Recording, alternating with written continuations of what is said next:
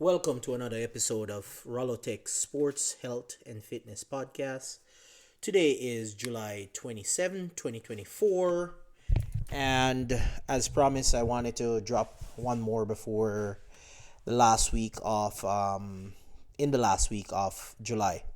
Um, Today was kind of a busy day for us. We kind of did a family event where we were out of town for a few hours, got back, kind of had supper on the road type of thing, because that's normally what families do. They kind of have a great time together and had supper and everything. So one of the beauty about the things that we've done today was my wife wanted to go to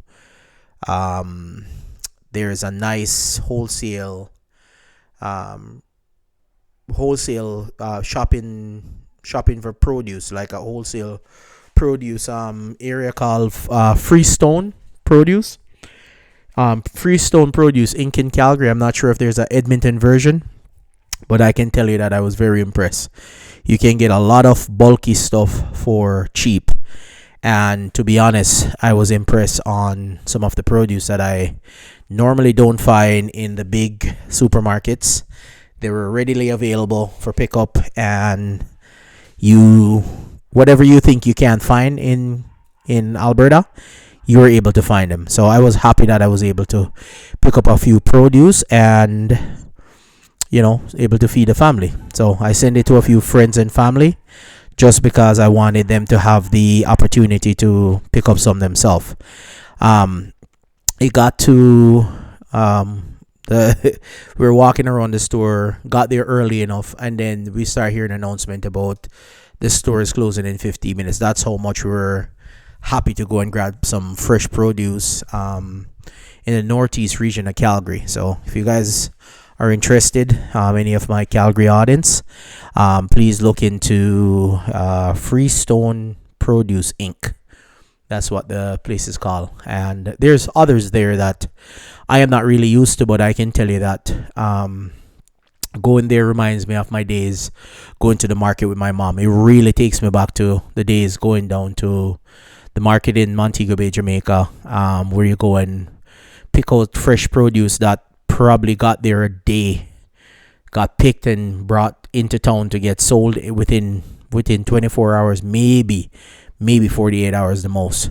But those were fresh produce picked and delivered to get sold. And as a kid, it used to be one of my fun times going there with my mom and reflecting on the different produce we can picked up at one of the guys were called Jones, that always have fresh produce ready for my mom, ready for her in a bag, know what she wants. And my mom was like, how do you know what I want? And the guy would just be happy to tell her, well, for the past how many years you've been hassling me about bringing this and bringing that from my supplier, so I bring it down and I make sure I choose the best one for you, because she knew that the guy that had the produce for my mom knew as soon as she showed up, she's gonna pick out some of the best ones because she has an eye for it.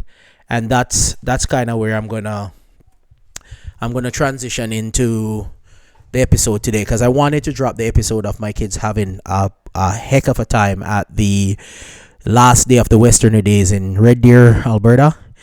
But due to how busy my schedule was this week, and I was on the road literally yesterday for 14 hours non-stop, I just kept going until I was home, and I lay on the bed and I said to everybody, have a good night, because I'm that tired.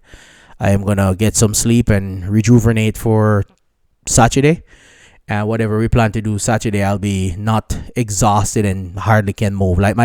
It's been a while since I've driven and my back hurts. That's to show you how much driving I was doing. But after 14 hours, yes, anybody sitting on their butt for that long driving, there's certain muscles that will get stiff. And to be honest, after driving company car for maybe 11 and a half, no, it was more than that, I would say 13 and a half hours, I started getting a muscle cramp in my hamstring. That's how much I was sitting on my butt. So drink a ton of water, stretch, kind of wiggle my foot like I'm doing a stinky leg, and got through the day. So I was very happy that, God's will, I was able to finish the day strong, got a lot of work done, and come home and see my family. So I was actually saying to my mom how every day that I am able to breathe fresh air, wake up to live to see another day, I give God thanks, because it's funny. I had a conversation with I think it was a client of my cousin today, where the guy said, nothing is promised. I used to travel across the country, North America, delivering dry produce, not dry produce, but dry goods, and as far as California to Toronto, then back to Alberta. And one of the things that the guy said, he said, I went to a Corvette museum in, I think it was in I would have to look it up to see exactly where the Corvette museum is, but he said he drove past it and he's like, oh, next time I'll be able to go, because it's one of those things you always think that you have a next time that you can go. And after how many years, he remembered that, oh yeah, I wanted to go to that Corvette museum and I didn't get to go. And now, actually, we're saying to him, like, you should take your son. You have a son that, I always said that sons are impressionable. And if you give them that type of joy at an early age, it lives with them forever. And at the end of even saying that, it was like, it's true. We should always cherish those days that we have. You don't know if you have tomorrow. That's the thing. You don't know if tomorrow will come. So right now, when you have today, use today as it's, you don't know if tomorrow is promised. So use today. So I looked it up really quickly to see where this Corvette Museum is. The National Corvette Museum is in Kentucky. I've never been there, but I can tell you that the day that I get to go down that area, I want to make sure that another place that I want to put on my bucket list, then I'm able to take my kids, because full disclosure, last year I was able to take the kids on a road trip, and it's like when you have that sense of enlightenment where the kids actually had a blast, and they weren't traveling on a plane, but it was the first time leaving Canada to go somewhere else.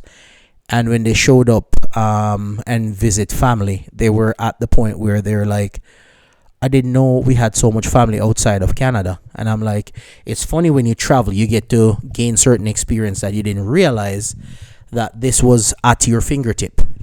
And that's why when the guy said, oh, I didn't think that I would ever be back in Canada and not able to visit that museum. So when you have a chance, when you have a chance to do something, I think everybody have that chance where they stumble upon something and they're like, you know what, I should just do it. Pardon my dogs in the background. I have a little puppy that likes to yap. So she's outside yapping if you can hear the dog barking in the background. But I'm giving it to you real. I got to the point where I said, you know what, I am not going to sit my life and wish anymore. And this is something I took away from the Trent Sheldon podcast. I got to the point where he said, stop being a wisher. Stop being a wisher and wish that you had this. Wish that you had stuff that you can go back and correct over time. Stop wishing and do it. Like the Nike commercial, just do it. You have to get to a point where you just do things and you don't wait and say, you know what, tomorrow I'll have another chance to do it. Or next week or next month. You have to just do it. And sometimes it seems like a big mountain to climb. But you have to get to the point where, you know what, I'm literally just going to go through and do what is needed to be done, because we don't know what time we have left on this earth. And I said to my wife today, I'm like, look, I want you to get to the point where you're able to challenge yourself, get into certain things where you have the opportunity now versus waiting until tomorrow comes, because like I said, guys, tomorrow is not promised. Nobody can tell you that tomorrow is promised. Only God gives you tomorrow. And if God allow you to live to see another day, you take that chance. And you make sure that you appreciate every opportunity that comes with it.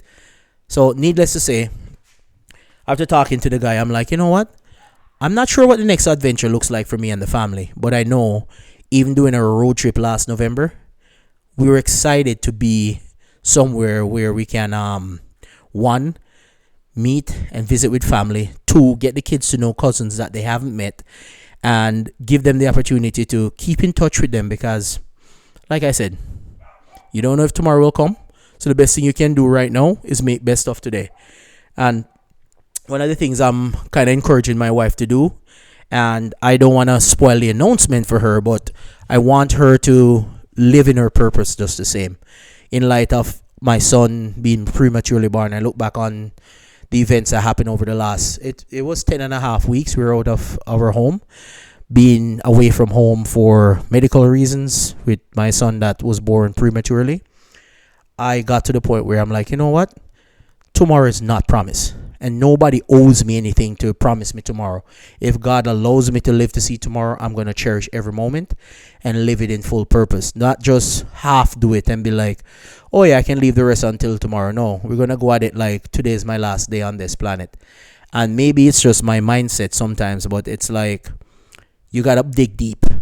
If you can dig deep and bring that hardworking person or that personality out of you, you'd be surprised what can happen. And having conversation with other people, I'm like, why are we waiting for somebody to hand you something? And we all have the opportunity to literally go out and do it. Nobody has to hand you anything. Nobody has to be like, oh, here Johnny, or here Rollin, or here Jim, or whoever you are. Nobody owes you that. But the one thing you can make darn sure about, you can make sure that I said this to a family member, cousin. I said, look, the one thing I can make sure that I provide for the kids is a roof over their head, food in their tummy, and a place to sleep. And that is the bare minimum. But the additional thing is being a dad to them, not just being a father figure that only shows up half the time and I'm always at work. I want to be there for my kids and I want to provide for them and I want to be like an inspiration for them because kids are impressionable and I want my kids to look back, even if it's 20 more years from now or more, look back and be like, you know what, I have a great father. And don't care what people said about him in the past.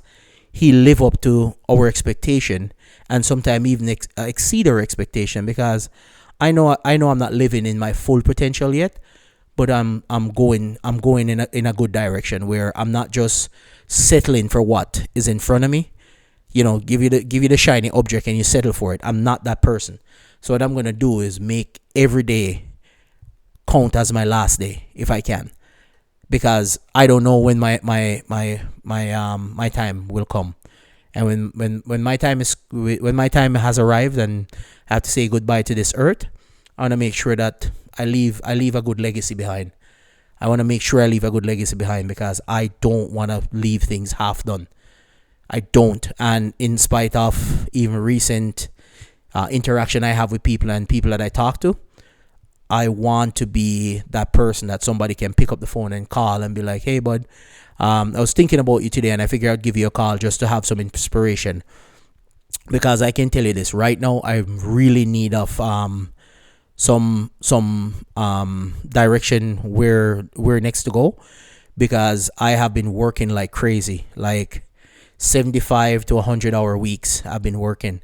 And I'm still not done yet because I have to provide for the family. I have to make sure I make ends meet because I am not in the business of giving up or quitting. And I'm definitely not quitting on my family because I need them to know that when the going gets tough, daddy works harder, daddy dig deep, daddy find a way. And sometimes it's difficult to know that. I'll say this. I've heard 50 or more no's in my life. And if I have to hear 50 to 100 more, I don't care.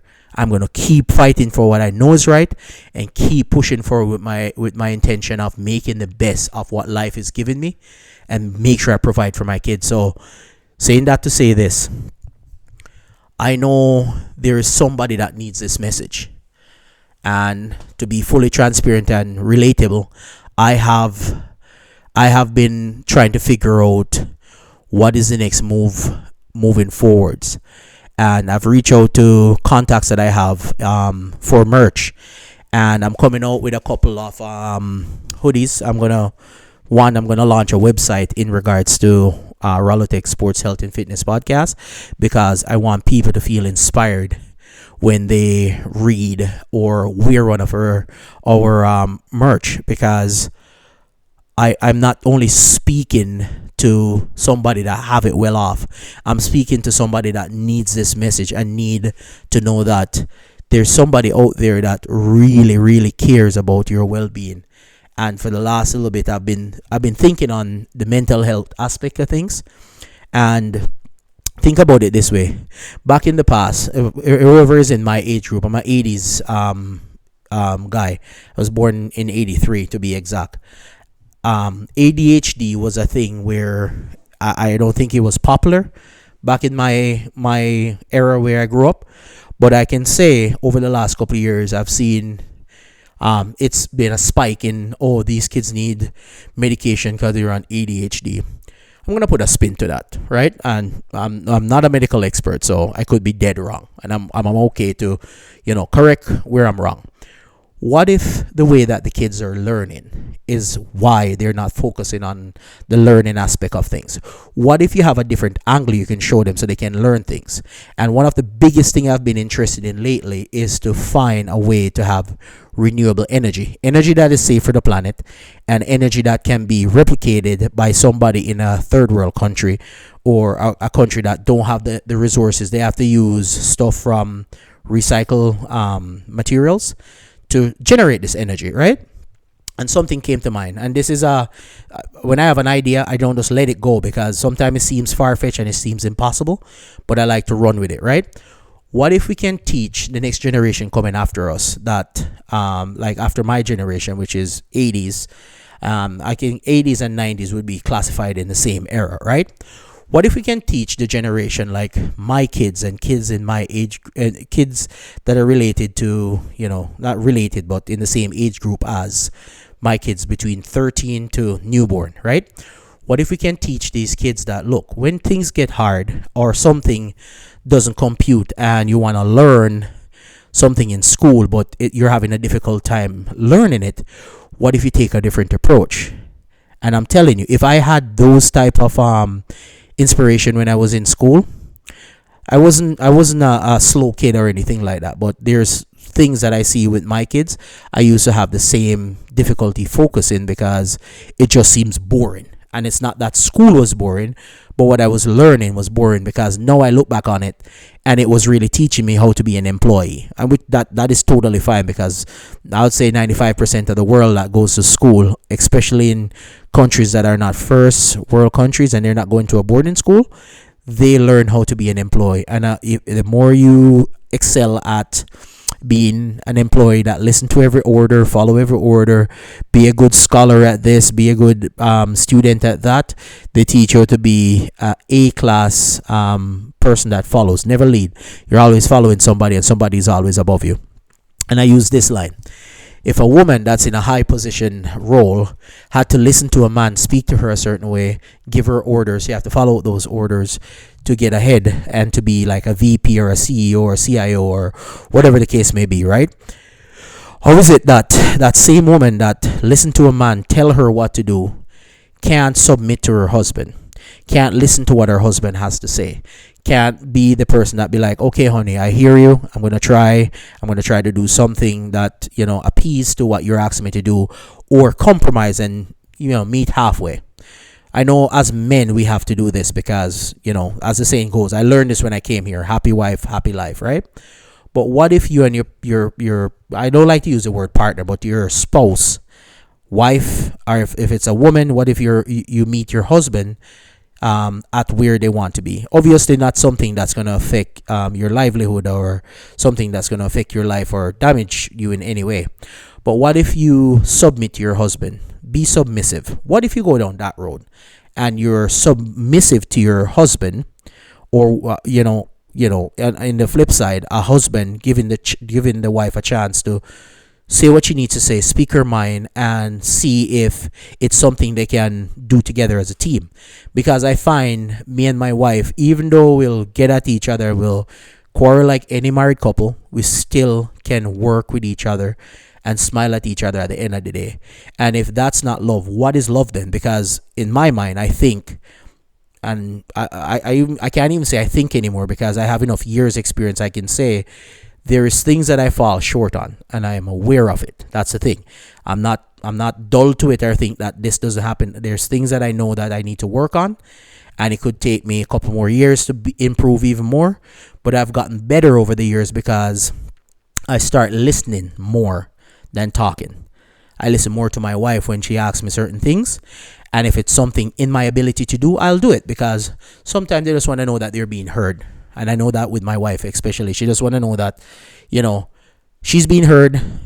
She's not just getting shoved to the side, because sometimes as men we don't listen, and we just, it's our way or the highway, right? And yes, that works for some, and then you wonder why sometimes that doesn't work, is because a woman don't feel like she's being heard. And when I said being heard, I don't mean like you need to listen to everything that your wife have to say, because some things will make sense. And I'm telling you, as a married man for almost 16 years now, some things don't make sense. And that's just life. Some things just don't make sense. And I try to think about it after the fact, kind of psychoanalysis, something that my wife would say to me after the fact. But sometimes just to make peace, I'll just go ahead and do it. I got to the point where some of the times I have to speak my mind, and I'm very blunt. I'm not going to sugarcoat that. I'm very, very blunt. And if something is bothering me, I don't just stamp around like I used to. I will speak my mind and say my piece. And sometimes it comes off harsh. I know that. Maybe it's just a Jamaican in me. Sometimes what I'm trying to say, I don't communicate it properly, and it comes off very harsh. In that same fashion, I try to be respectful. And if I say something out of pocket, I'll apologize for it, because it take a man to say, you know what, I'm sorry, I didn't mean it that way. Hopefully your spouse or your girlfriend or whoever can forgive you, because sometimes you have to let stuff go. You know what I mean? Like, if somebody didn't mean something and it was interpreted the wrong way, you gotta, as the female, as I said, I can speak on the male perspective, but as a female, if a person apologizes to you, if it's not your husband and it's a boyfriend or whatever, you should get to the point where you can let it go, because the person have said their piece. Genuinely, if they apologize and said, you know what, I'm sorry, didn't mean for it to come off that way, you have to learn to let it go. And I had to catch myself a few times, because I try to practice what I preach. If I'm wrong, if I feel as if, somebody said something out of pocket to me, I try my very best to say, you know what, maybe I'm not understanding what you're saying. So this is what I heard. Is that what you're saying? And if it's something out of pocket, by all means, check it. Check it respectfully, but check that person and be like, you don't get to talk to me like that. I don't care who you are. You could put it this way. You could be the prime minister's wife. You could be the president or the next president of the United States, daughter, wife, cousin, whoever. When you say something out of pocket and a guy check you on it, it means that you offend them, and you don't get to do that. Because some guys are silent when they get offended. I am not. And I'm going to speak my mind, and it rubs a lot of people the wrong way. But I am at the point in my life where I'm going to say what I need to say. And sometimes it doesn't come off how I intended to say it. But for sure, I'm going to say what I need to say. And it gets to the point where you're like, you know what? I could have approached something like that better. But sometimes you need to give it, they have a saying back home, give it to them raw, like a chicken in a Kentucky. And to be honest with you, sometimes that's the blunt approach is the best way to get it across. And I've lost people that used to say they're my friends, or used to behave like they're my friends, but that's fine. You're gonna be in and out of friendship most of your life, so you have to get to the point where somebody don't mess with you. In other words, somebody don't talk to you because you said something that hurt their feelings, and they don't bring it to your attention. Sometimes you don't even know. Maybe it's time for you to let that person go. Because if you're going to have strong ill will feelings against me because I said something that you didn't like, and you don't bring it to my attention for me to say, you know what, this is why I think I reacted this way. And if I offend you, which sometimes is not my intention, I'm sorry. But if they rightfully deserve what is coming their way, then you can't be mad at the person to say, hey, I might have offended you, but this is why we went down this road. And I can tell you that there's people in my life where I used to believe that, I can say this now that I'm not in my storm anymore.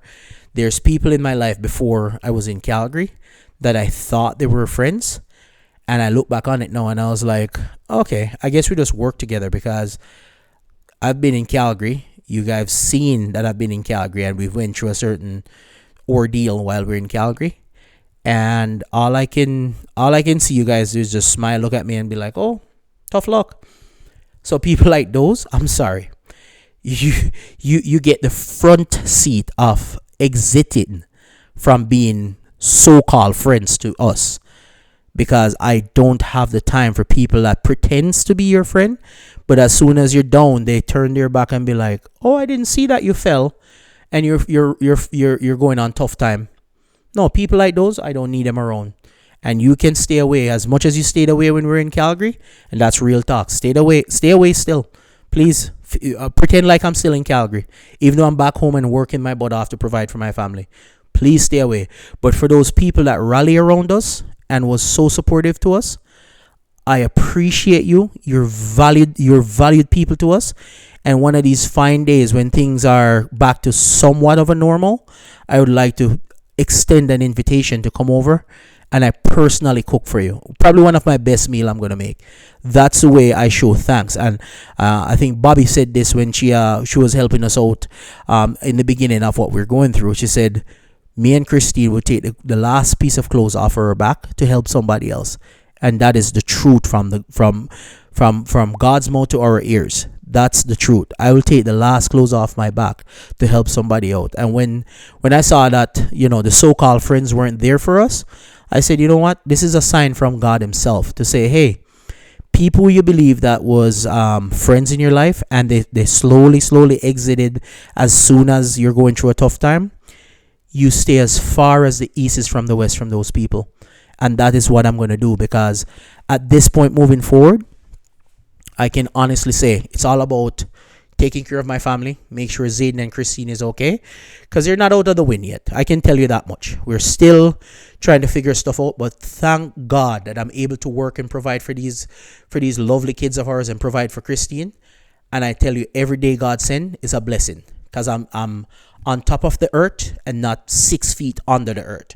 So I'm happy for that fact that I'm alive. I'm not dead. People are not mourning my loss, and I am here to provide for the family, the dogs, the cats, the ducks. No, I don't have ducks anymore. The chicken, every animal that I have on the farm, I'm able to provide for them, because that's what a leader does.